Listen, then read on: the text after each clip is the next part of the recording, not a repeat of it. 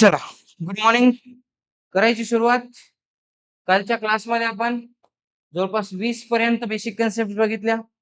आज आपण ना क्लासिफिकेशन ऑफ अकाउंट्स बघणार आहोत. थोडंसं डिटेलमध्ये बघणार आहोत. शॉर्टकटमध्ये आपण हेडलाईन्स मध्ये तर बघितलेलं आहे. थोडं डिटेलमध्ये आपण बघणार आहोत क्लासिफिकेशन ऑफ अकाउंट्स.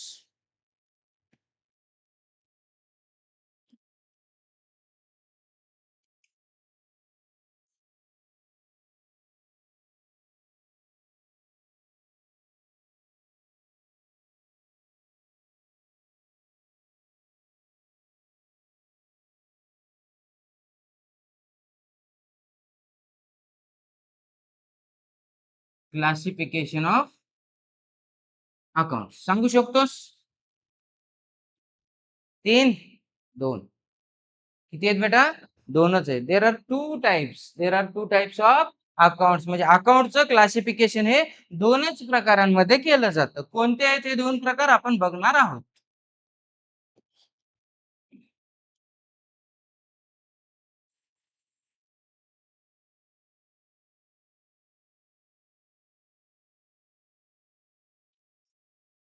अकाउंटचं क्लासिफिकेशन किती प्रकारामध्ये केलं जाईल बेटा? 2च प्रकारामध्ये केलं जाईल. पहिला असेल पर्सनल अकाउंट आणि दुसरा असेल इम्पर्सनल अकाउंट. पर्सनल अकाउंट आणि इम्पर्सनल अकाउंट. ओके, सोपे आहेत एकदम. डायग्राम लक्षात ठेवशील तू तर प्रॉपर लक्षात राहतील गोष्टी. पहिला आहे personal account.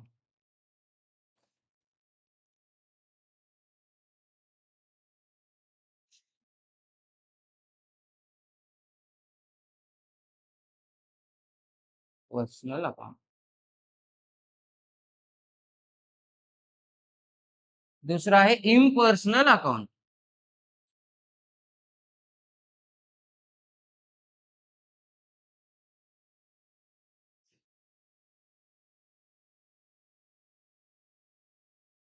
Impersonal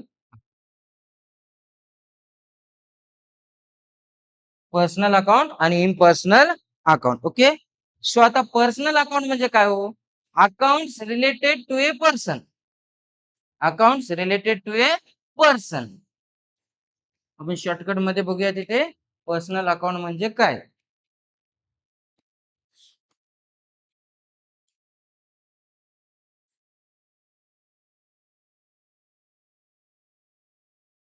account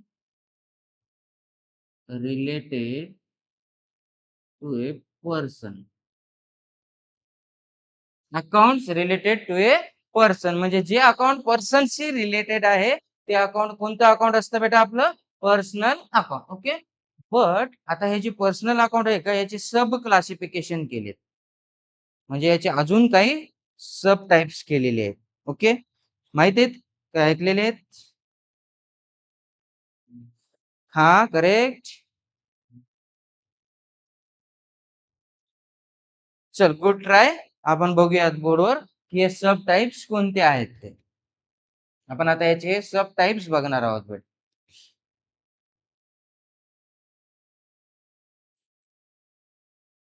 there are three sub क्लासिफिकेशन्स of personal account. किती सब क्लासिफिकेशन्स होणार आहेत बेटा पर्सनल अकाउंटचे? 3 सब क्लासिफिकेशन्स होणार आहेत. ओके, त्यातला पहिला आहे, याला आपण ए बी सी असा सिक्वेन्स देऊयात. ओके, पहिला आहे A. Yes, natural personal account. पहिला आहे नॅचरल पर्सनल अकाउंट. ओके, त्यानंतर दुसरा sequence number B, artificial personal account.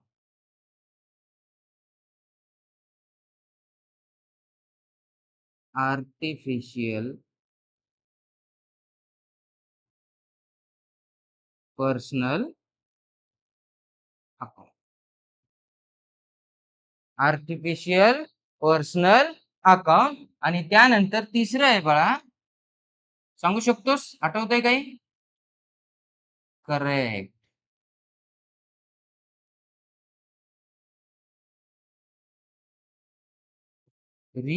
Representative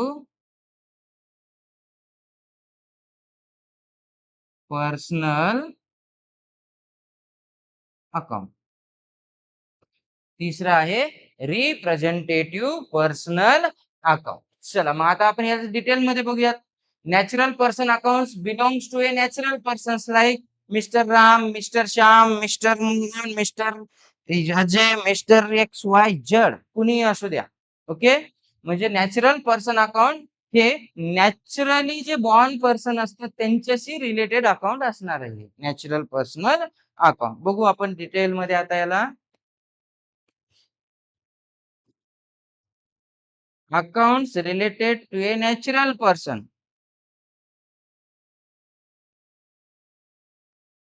Accounts related to a natural person. Okay, natural पर्सनशी रिलेटेड जे अकाउंट असतं त्या अकाउंटला आपण कोणतं अकाउंट म्हणतो बेटा? Natural personal account. Okay, so आता याच्यात एक्झाम्पल काही नाही, आपण एक 2-3 एक्झाम्पल बघूयात. For example, that is Mister Ravi account. Mister Ravi account, Mister Mohan account,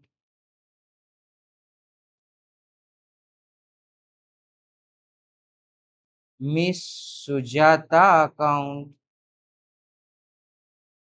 etcetera. आपण काय आता अख्ख्या भाऊकीचे नाव लिहिणार आहोत का? नाही. एक्झाम्पल समजलं आपल्याला? म्हणजे असं अकाउंट जे अकाउंट पर्सनशी रिलेटेड आहे, बट कोणता पर्सन? नॅचरल पर्सन, ज्याचा जन्म नॅचरली झालेला जो पर्सन असतो त्याच्याशी संबंधित जर अकाउंट असेल तर त्या अकाउंटला आपण म्हणतो नॅचरल पर्सनल अकाउंट. राहील लक्षात? चला पुढे जाऊयात. Artificial personal account. आता हे अकाउंट कशाशी बिलॉंग करतं बघूयात.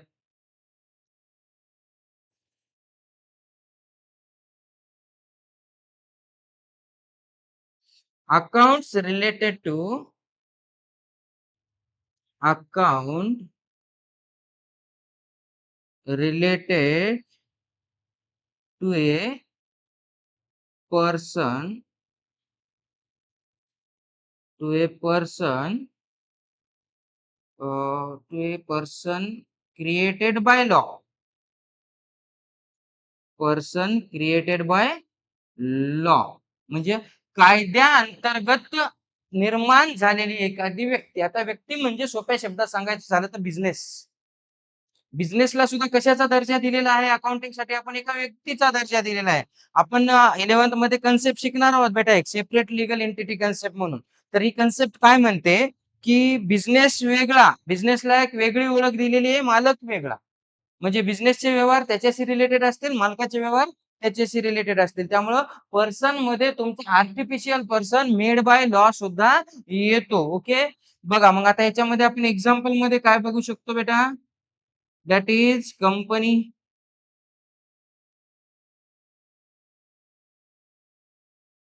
त्याच्यानंतर बँक. कंपनी कायद्याअंतर्गत स्थापन झालेली असते, कंपनीचा ऍक्ट अप्लाय होतो तिला.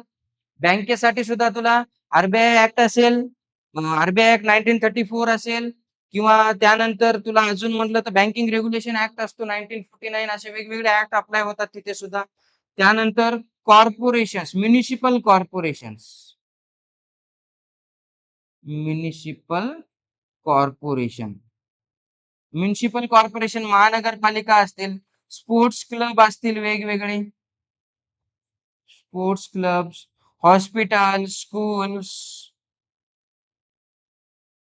Hospitals, schools etcetera. म्हणजे कायद्या अंतर्गत स्थापन झालेली ती कुठलीही व्यक्ती असू द्या, त्याला काय म्हटलं जाणार आहे? आर्टिफिशियल पर्सनल अकाउंट म्हटलं जाईल. Okay, then last one is representative personal account.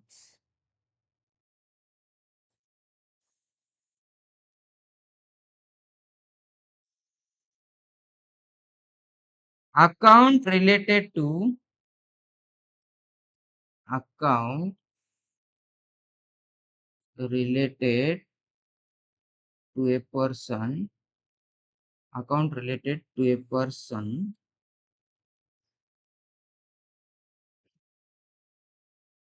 who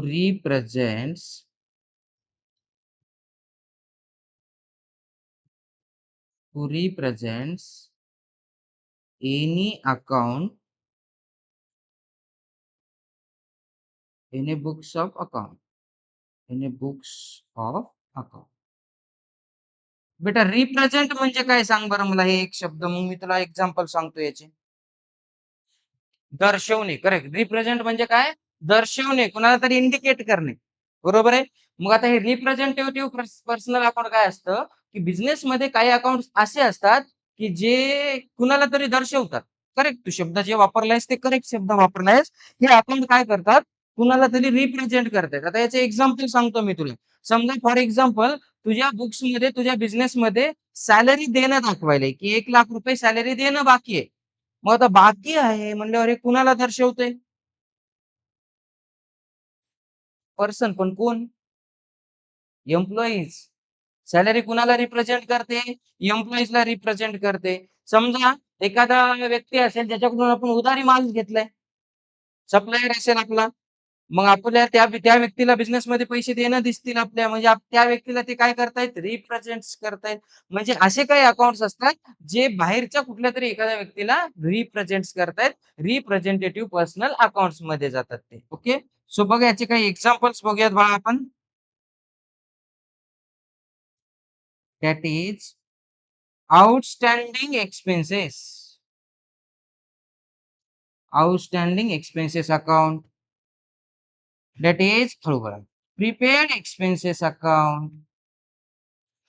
prepaid expenses account. That is outstanding income account. Outstanding income account. That is income received in advance account.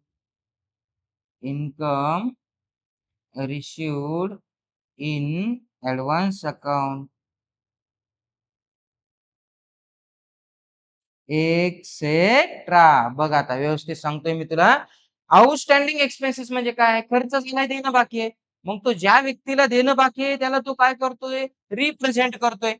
त्यानंतर दुसरे कुठले आहेत? Prepaid expenses. प्रीपेड म्हणजे आपण काय advance मध्ये पैसे दिलेत, त्या व्यक्तीला ते रिप्रेझेंट करतंय. तिसरं काय होतं? Outstanding income account. कुणाकडून तरी आपल्याला पैसे येणं आहेत, इन्कम झाली पण पैसे येणं बाकी आहेत. मग त्या व्यक्तीला ते काय करते? रिप्रेझेंट करतंय. चौथं होतं इन्कम रिसिव्हड इन ऍडव्हान्स, म्हणजे पुढच्या पिरियडचे पैसे आपल्याला आताच आलेत. काल बघलं होतं आपण हे 4 कन्सेप्ट. मग ज्या व्यक्तीने आपल्याला ऍडव्हान्स पैसे दिले त्या व्यक्तीला हे काय करतं? रिप्रेझेंट करतं. ओके. राहील लक्षात? सो मग आपण काय बघतोय आज? Classification of accounts. Classification accounts मध्ये 2 पार्ट्स असतील. पार्ट ए पर्सनल अकाउंट आणि पार्ट बी इम्पर्सनल अकाउंट. पर्सनल अकाउंटचे परत सब क्लासिफिकेशन किती झालेत बेटा? 3 झालेत. नॅचरल पर्सनल अकाउंट, त्यानंतर आर्टिफिशियल पर्सनल अकाउंट आणि त्यानंतर representative personal account. Representative personal account.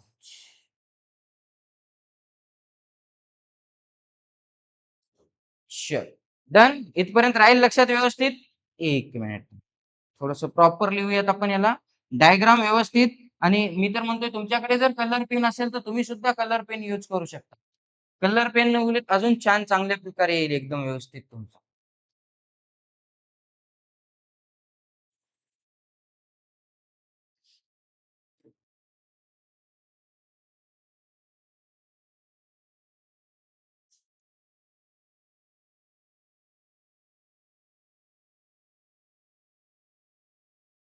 चलो.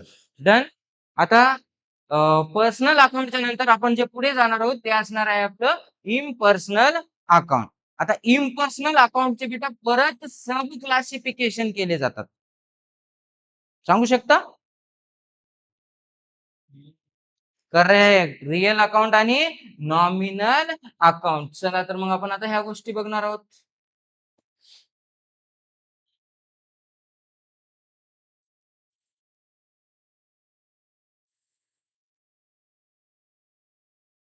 याच्यातलं ये आहे real account. Real account. Okay. आणि बी आहे नॉमिनल अकाउंट.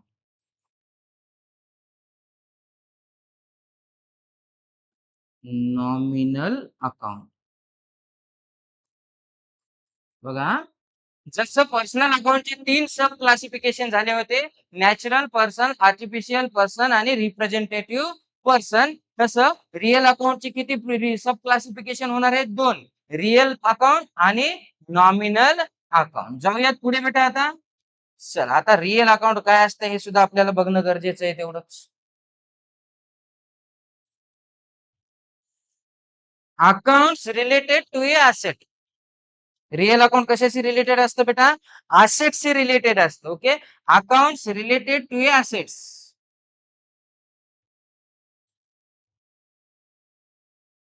अकाउंट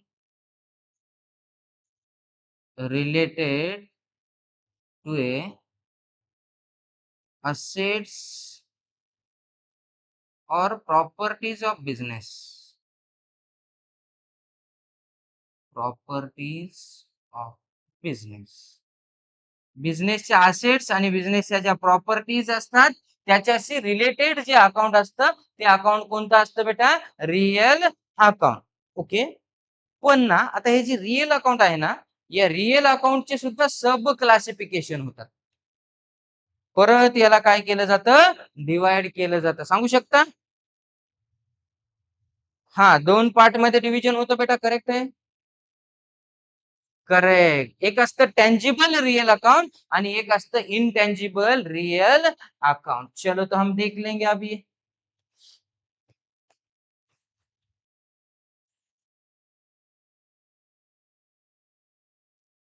हम्म,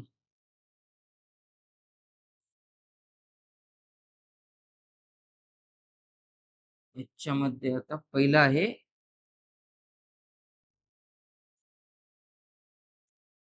tangible real account.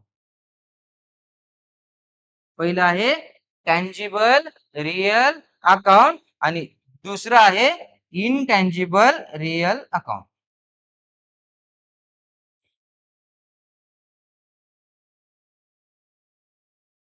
Intangible real account. Tangible real account आणि इनटँजिबल रियल अकाउंट.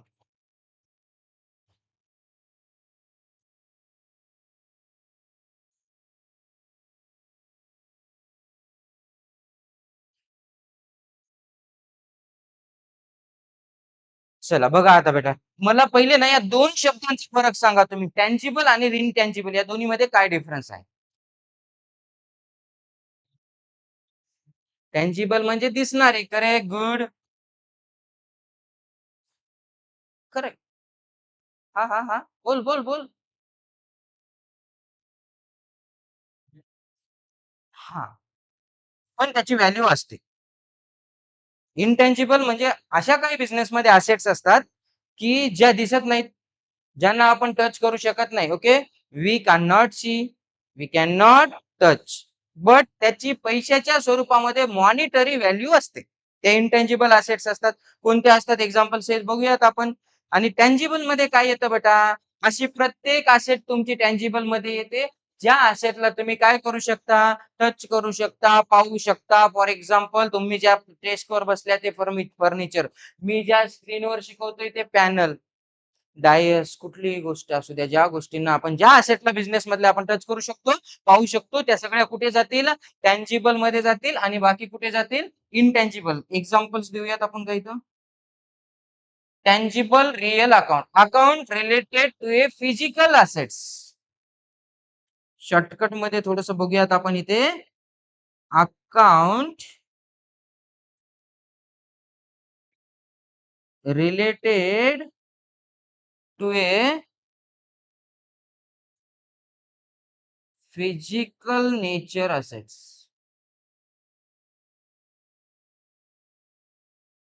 म्हणजे अशा असेट आहेत की ज्यांचं नेचर कसं आहे? फिजिकली आहे म्हणजे ज्यांना आपण टच करू शकतो, पाहू शकतो. काहीतरी एक भौतिक स्वरूप आहे त्या असेटला. ओके. फॉर एक्झाम्पल आपण इथे बघूयात बाळांनो, that is furniture account. Furniture account, stock account, machinery account, machinery account etcetera. आता अशा भरपूर असेट्स आहेत ज्यांना तुम्ही पाहू शकता, ज्यांना तुम्ही टच करू शकता. ओके. आता इनटेंजिबल मध्ये काही मोजकेच एक्झाम्पल असणार आहेत. इनटेंजिबल अकाउंट म्हणजे काय असतं, कशाशी रिलेटेड असतं बघूयात. Accounts related to intangible things. Account related to intangible things. म्हणजे इनटेंजिबल गोष्टींशी संबंधित जे अकाउंट असतं त्या अकाउंटला कोणतं अकाउंट म्हणलं जाईल, इनटेंजिबल रिअल अकाउंट. ओके. आता याचे एक्झाम्पल बघा बाळांनो, that is goodwill. Goodwill account. Okay. Goodwill अकाउंटच्या नंतर पेटेंट अकाउंट. Patent account.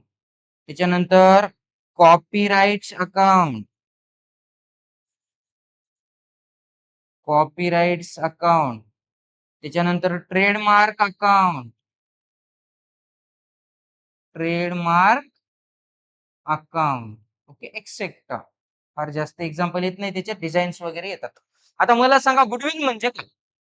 तुम्हाला बहुतेक कालच्या क्लासमध्ये गुडविल कन्सेप्ट झाली असेल. सांगू शकता बेटा. सरनेम इंगोले ना, सांगू शकता इंगोले.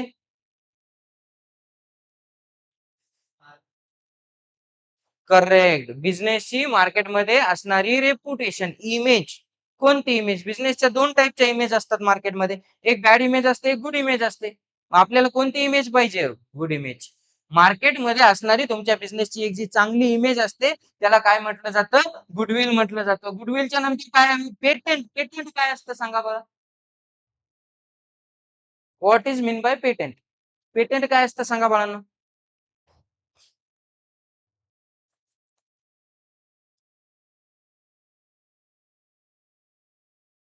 माहिती नाही.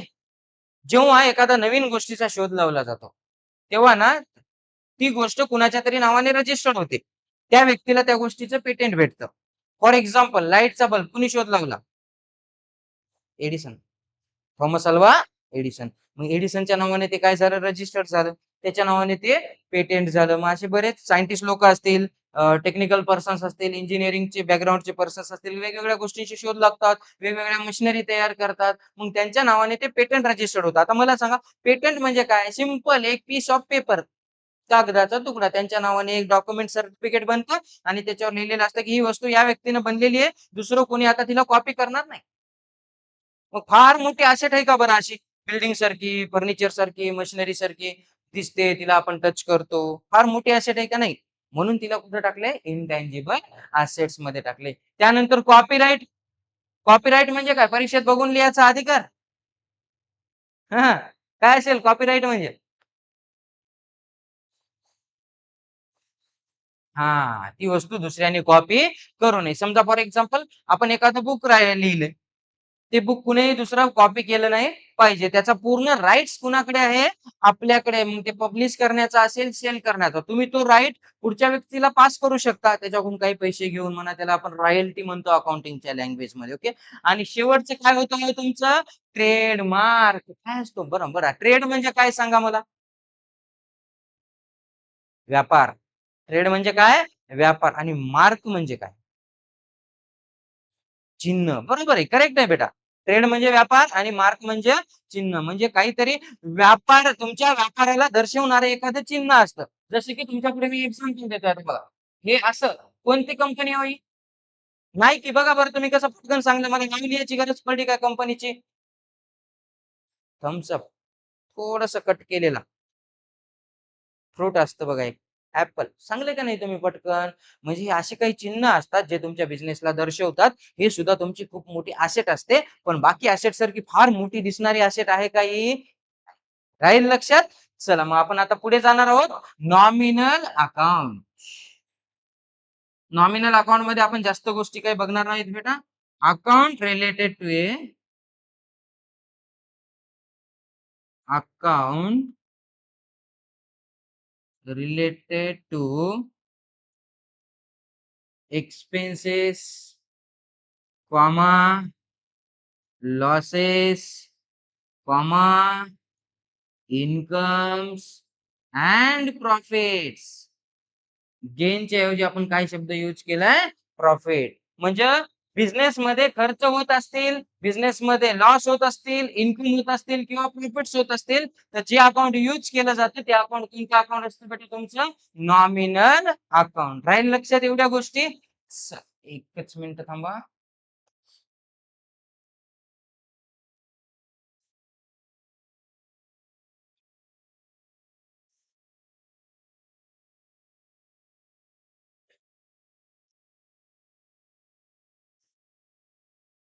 चलो डायग्राम तुम्हाला बेटा प्रॉपरच लिहावं लागेल. जर डायग्राम अशा पेजवर बसत नसेल, असं पेज वापरा किंवा डायरेक्टली नोटबुकचे 2 पेज वापरू शकता. पण एकदम खुल्लं खुल्लं प्रॉपरली व्यवस्थित तुम्हाला लिहून घ्यायचे त्या सगळ्या गोष्टी. ओके. चला अजून काय ऍड करायचंय का बघूया डायग्राम मध्ये. Personal account related to a personal, impersonal account other than personal account. ठीक आहे नो. चला सुरू करू शकता लिहायला तुम्ही. यस आरामात लिहून घ्यायचं. मोठा लाईट बंद करू का? दिसतंय व्यवस्थित आता?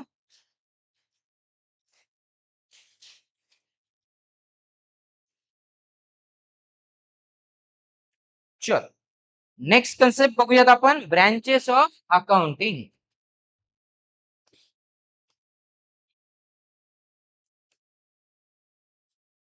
फिल्ड्स ऑफ अकाउंटिंग किंवा ब्रँचेस ऑफ अकाउंटिंग म्हणतात या. Branches of accounting.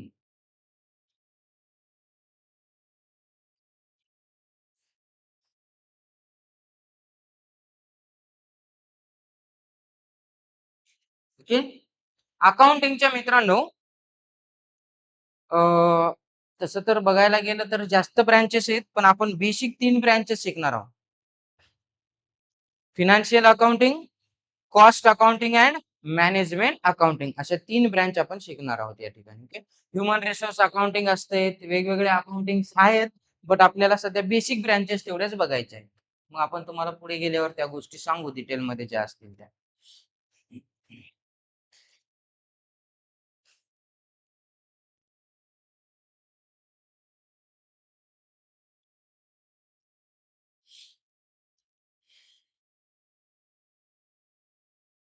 पहिला आहे फिनान्शियल अकाउंटिंग.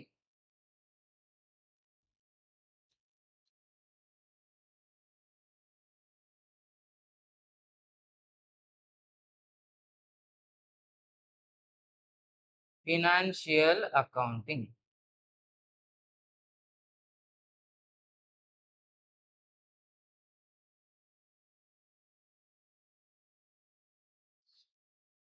सेकंड आहे कॉस्ट अकाउंटिंग.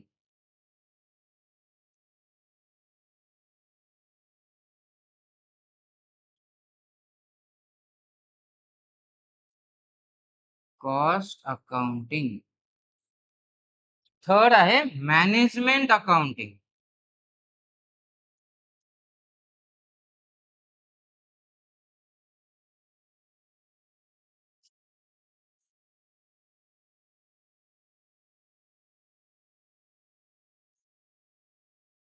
तसं सीए फाउंडेशनच्या बुकमध्ये ब्रँचेस ऑफ अकाउंटिंग मध्ये जास्त दिलेले आहेत. पब्लिक अकाउंटिंग वेगळी आहे, त्याच्यानंतर ह्युमन रिसोर्सेस अकाउंटिंग वेगळी आहे. पण आपण तुमच्या सिलेबसशी रिलेटेड ज्या बेसिक अकाउंटिंग ब्रँचेस आहेत तेवढ्याच सध्या तुम्हाला शिकवणार आहोत. बाकी आपण डिटेलमध्ये नंतर शिकत राहूयात आपल्या पीडीएफ मधून जेव्हा कव्हर करू आपण. ओके. सो बघा आता फिनान्शियल अकाउंटिंग. फिनान्शियल अकाउंटिंग मध्ये आपल्याला काय काय शिकायचं? फिनान्शियल अकाउंट मध्ये आपल्याला शिकायचंय की जर्नल एंट्रीज कशा केल्या जातात. How to prepare journal entries. How to record journal entries. How to record journal entries. बेटा जर्नल एंट्रीज काय असतात माहितीये?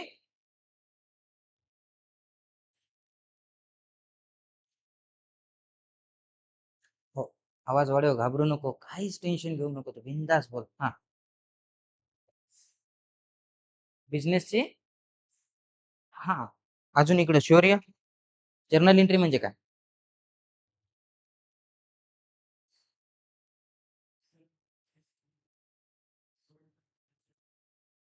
करेक्ट. ओके. सोप्या शब्दात सांगतो तुम्हाला जर्नल एंट्री काय असतं. Recording of business transactions. बिझनेसचे व्यवहार काय करून ठेवणे, रेकॉर्ड करून ठेवणे, याला म्हटलं जातं journal entries. Okay. How to record journal entries बघितलं जातं फिनान्शियल अकाउंट मध्ये. How to prepare trial balance किंवा हाऊ टू, बघा, how to post journal entries, how to post journal entries to ledger. Journal एंट्रीला लेजर अकाउंटला कसं transfer केलं जातं ते सुद्धा आपल्याला फायनल अकाउंट मध्ये शिकायचंय, फिनान्शियल अकाउंट मध्ये. त्यानंतर how to prepare trial balance, how to prepare trial balance सुद्धा शिकायचंय आपल्याला. त्याच्यानंतर how to prepare final accounts, how to prepare final accounts. अशा बऱ्याच साऱ्या गोष्टी आहेत ज्या आपल्याला फायनान्शियल अकाउंटिंग मध्ये शिकायला भेटतील. ओके. आणि तुमचा 11वीचा जवळपास 12वीचा पूर्ण सिलेबस हा फायनान्शियल अकाउंटिंग मध्येच जातो, कव्हर होतो. 11वी 12वी बीकॉम फर्स्ट इयर पर्यंत तुम्हाला फायनान्शियल अकाउंटिंग शिकायची, 3 वर्ष इथून पुढे. आता 11th आहात तुम्ही, 11th फिनान्शियल अकाउंटिंग आहे तुम्हाला, 12th फिनान्शियल अकाउंटिंग आहे, आणि फर्स्ट इयरला सुद्धा तुम्हाला फिनान्शियल अकाउंटिंग आहे. तुम्हाला सेकंड इयरला गेल्याच्या नंतर कॉस्ट अकाउंटिंग सुरू होते. बीकॉम सेकंड इयरच्या सिलेबसला कॉस्ट अकाउंटिंग सुरू होते तुम्हाला. कॉस्ट अकाउंटिंग असते. नंतर मग थर्ड इयरला गेल्याच्या नंतर तुम्हाला मॅनेजमेंट अँड ऍडव्हान्स अकाउंटिंग सुरू होते. म्हणजे तुमच्या याच्यानुसार स्टेप बाय स्टेप तुम्हाला हे अकाउंटिंग शिकायला भेटतील. ओके. आता कॉस्ट अकाउंटिंग मध्ये आपल्याला काय शिकायचंय बघा. How to prepare cost sheet. आता कॉस्ट या शब्दाचा अर्थ सांगा बरं मला. कॉस्ट, किंमत किंवा खर्च. कॉस्ट म्हणजे. ओके. तर आता एखादी वस्तू बनवायची ना आपल्याला, मग ती वस्तू बनवायला किती खर्च येतोय, मग ती मार्केटमध्ये कितीला विकायला पाहिजे. आता जनरली वस्तू मार्केटमध्ये विकताना कशावर डिपेंड असतं, त्याचा कॉस्ट ऑफ प्रोडक्शन. बनवायला किती खर्च आला, मग हे आपल्याला एक कॉस्ट शीट बनवावी लागते. ते आपल्याला इथं कॉस्ट अकाउंटिंग मध्ये शिकवलं जातं.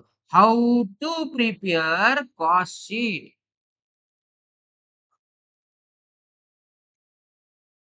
How to prepare cost sheet. Okay. त्याच्यानंतर how to prepare budget. How to prepare budget. बेटा बजेट म्हणजे काय?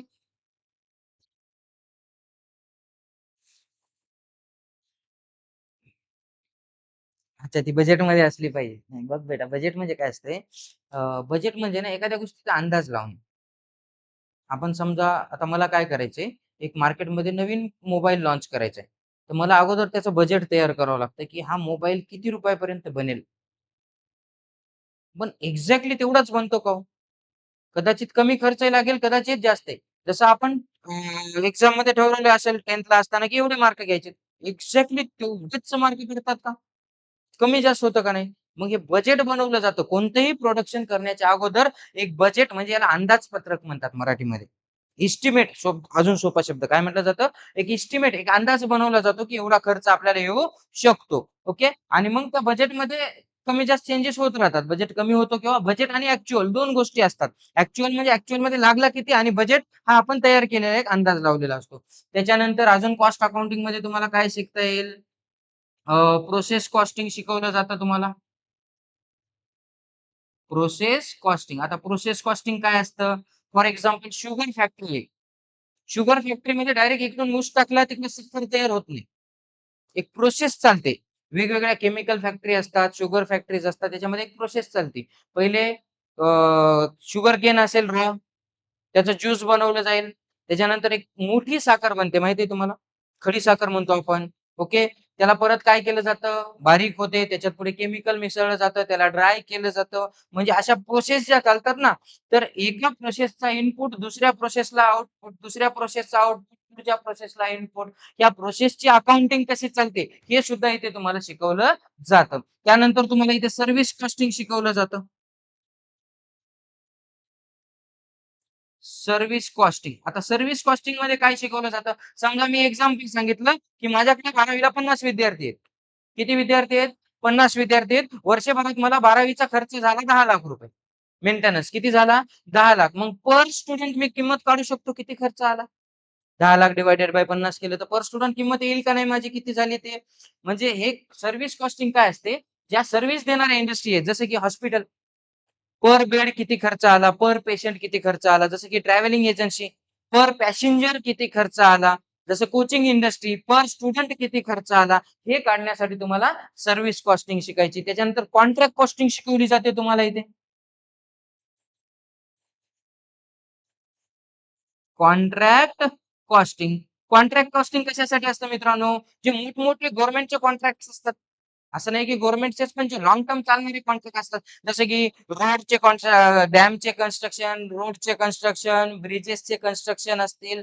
तर ह्याचे कॉन्ट्रॅक्ट करताना ते कॉन्ट्रॅक्ट घेतलं कितीला, त्याच्यावर खर्च किती आला, त्याच्यात प्रॉफिट उरला किती, हे सगळं काढण्यासाठी सुद्धा तुम्हाला कॉस्ट अकाउंटिंग शिकायची आहे. ओके.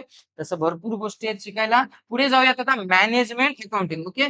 मॅनेजमेंट अकाउंटिंग हा बेटा रेकॉर्डिंग करण्याचा फार नाहीच आहे. इथे बेसिक रेकॉर्डिंग करायची काम होते. मॅनेजमेंट म्हणजे आता ते डिसिजनशी रिलेटेड अकाउंटिंग आहे तुमची. मॅनेजमेंटचं काम काय असतं? Taking decisions. डिसिजन्स घेणं हे मेन काम असतं मॅनेजमेंटचं. मग मॅनेजमेंट अकाउंटिंगमध्ये तुम्हाला काय शिकायचंय आता? मॅनेजमेंट अकाउंटिंगमध्ये तुम्हाला एनालिसिस शिकायचंय. Analysis of various ratios.